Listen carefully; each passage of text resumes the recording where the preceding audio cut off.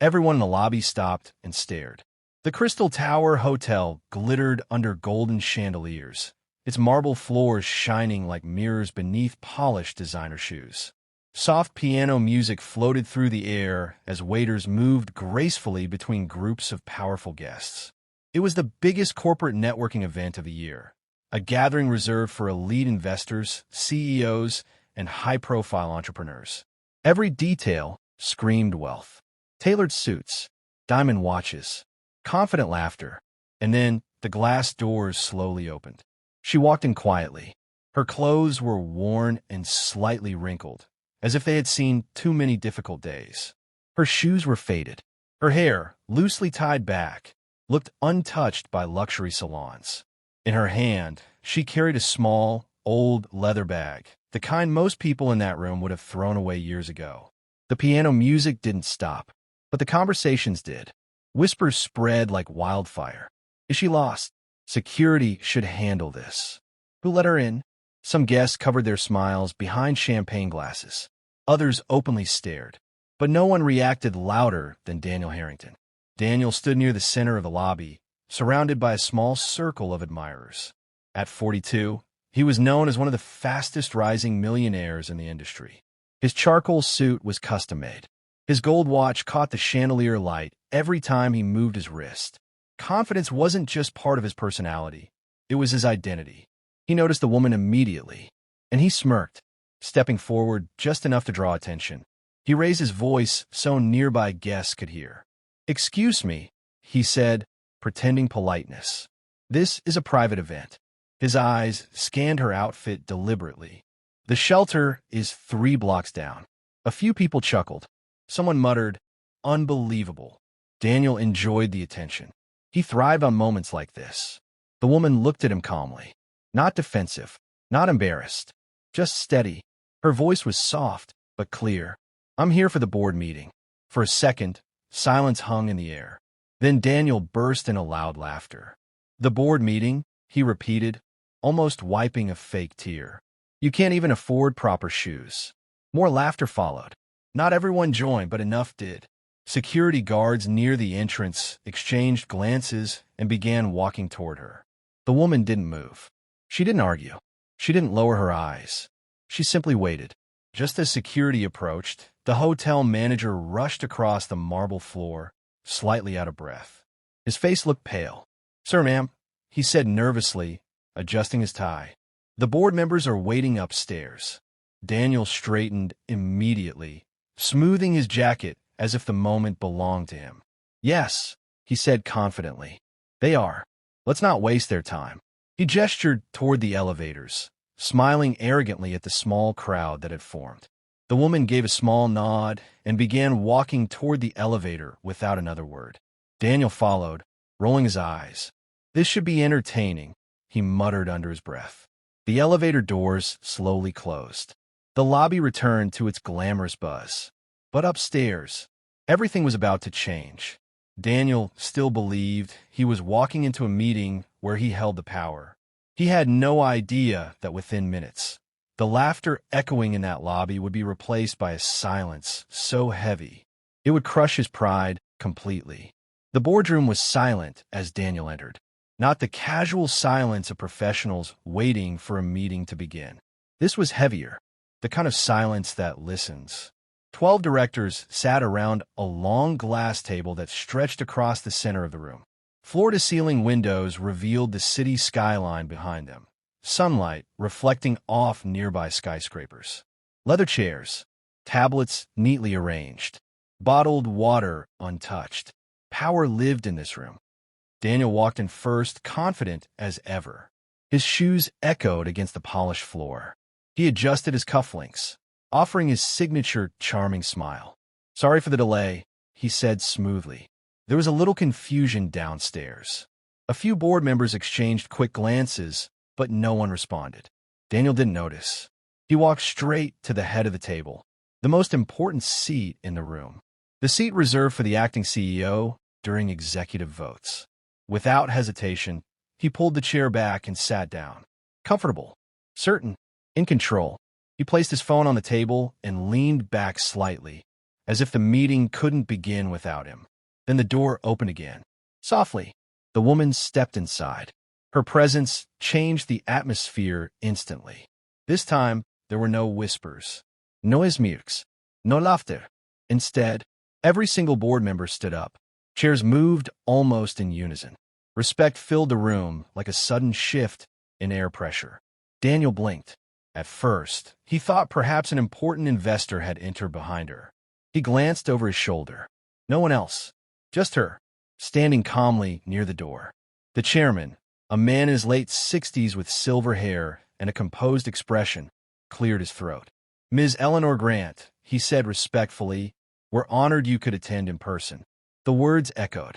Daniel felt something tighten in his chest. Eleanor Grant? His smile faded slowly, like a light dimming. The Eleanor Grant? Founder of Grant Holdings. Visionary entrepreneur. The woman whose name was engraved in the lobby downstairs. The largest shareholder of the entire corporation. Owner of 62% of company equity. The woman he had just mocked in front of a crowd. Owned him. Daniel's throat went dry. His fingers stiffened against the glass table. He suddenly became aware of every detail. The wrinkles in her clothes, the worn shoes, the small bag she still carried. It wasn't poverty.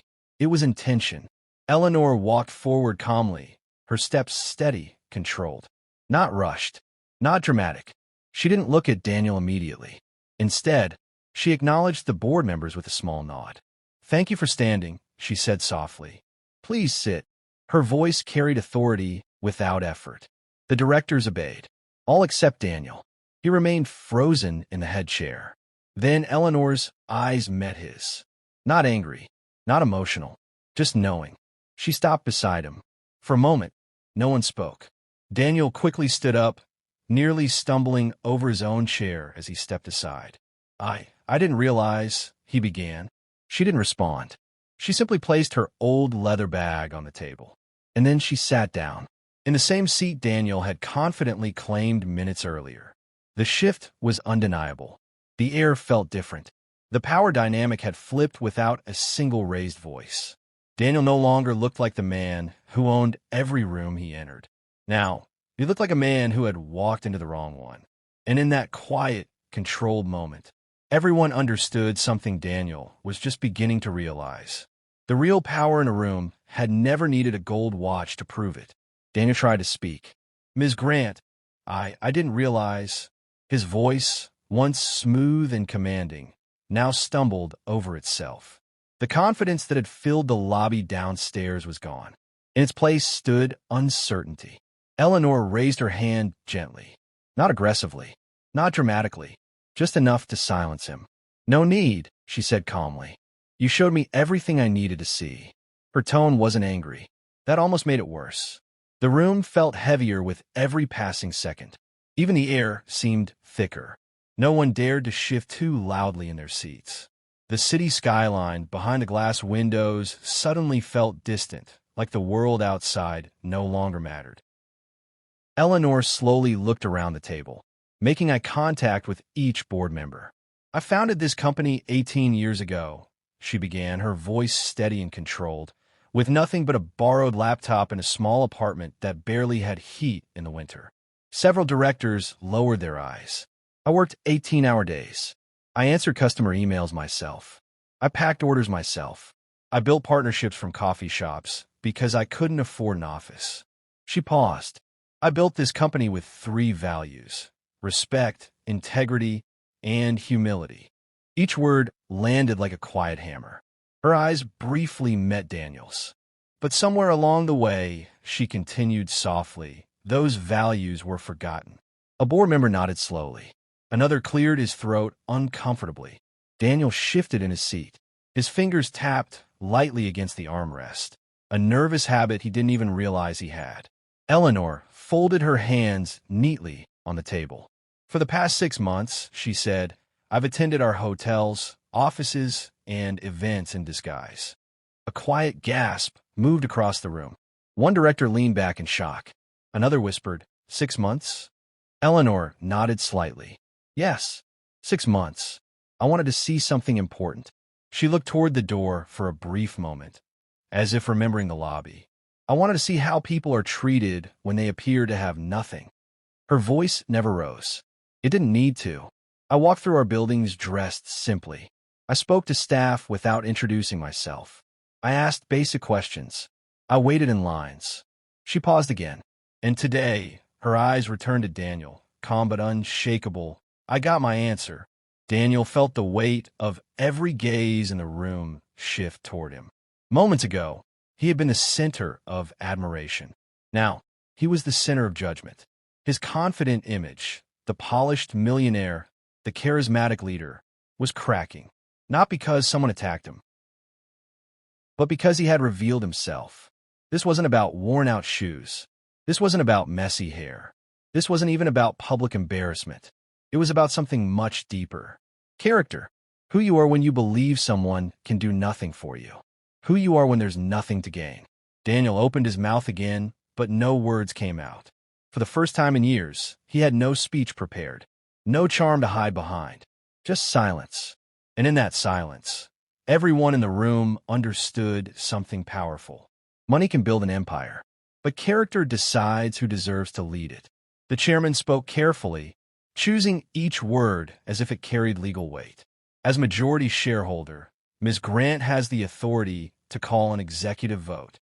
The sentence echoed in the silent boardroom. Daniel felt his heartbeat slam against his chest. Just minutes ago, he had walked in believing he controlled the future of this company. Now, he felt like a guest waiting for permission to breathe. Eleanor folded her hands neatly on the table. Her posture was calm, steady, not a trace of anger in her expression. I believe leadership is not about wealth, she said. Her voice was soft, but it carried across the entire room. It's not about titles, or corner offices, or who speaks the loudest. She paused, letting her words settle. It's about how you treat people when you believe they could do nothing for you. No one moved. A director swallowed hard. Another lowered his eyes. The silence wasn't empty anymore. It was heavy with realization. Daniel's palms began to sweat. His mind raced for something to say. An apology. A defense. An explanation. But deep down, he knew none of it would matter. Because what happened downstairs wasn't a mistake. It was instinct. And instinct reveals truth. Eleanor took a slow breath. Then she said the words that changed everything. I moved to remove Daniel Harrington as acting CEO, effective immediately. The air felt like it disappeared from the room. Daniel's ears rang. For a brief second, he convinced himself someone would object. Someone would defend him. After all, he had increased quarterly profits. He had secured major investors. He had delivered numbers. But this moment wasn't about numbers. The chairman looked around the table. All in favor? One hand went up, then another. Then another. Around the table, hands rose one by one. No hositación. No debate. Unanimous. Each raised hand felt like a quiet verdict. Daniel sat frozen in his chair.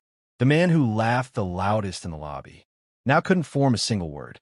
His gold watch, the same one he had subtly shown off earlier, suddenly felt heavy on his wrist. Meaningless.